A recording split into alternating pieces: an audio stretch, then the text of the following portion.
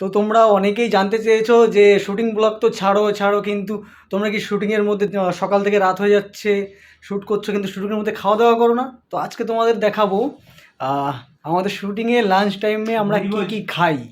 তো দেখো, তোমাদের প্রথমেই দেখাচ্ছে এই যে স্যালাড, তারপরে আছে এটার মধ্যে একটা সবজি দিয়ে ডাল, মানে ভেজ ডাল, আর তারপরে আছে এটাতে ফ্রাইড রাইস, আর তার সাথে রয়েছে মটন কষা।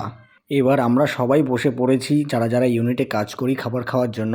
এই দেখো দীপু খুব এক্সাইটেড মটন দেখে। আরেকটা কথা বলে রাখি, পূজাদি কিন্তু প্রত্যেক দিন নিজের হাতে রান্না করে আগে আমাদেরকে দেয়, তারপরে নিজে খায়। তো দিদি প্রথমেই সবার প্লেটে ফ্রাইড রাইস দিয়ে দিল। আর এই যে প্রিয়তোষ দেখো ক্যামেরা দেখে একটু কমই নিচ্ছিল, একটু লজ্জা পায় ও ক্যামেরা দেখলে। তারপরে নিয়ে নিলাম ভেজ ডাল। ভেজ ডালটা খুবই সুন্দর ছিল, খুব টেস্টি ছিল। তারপরে নিয়ে নিলাম মটন কষা।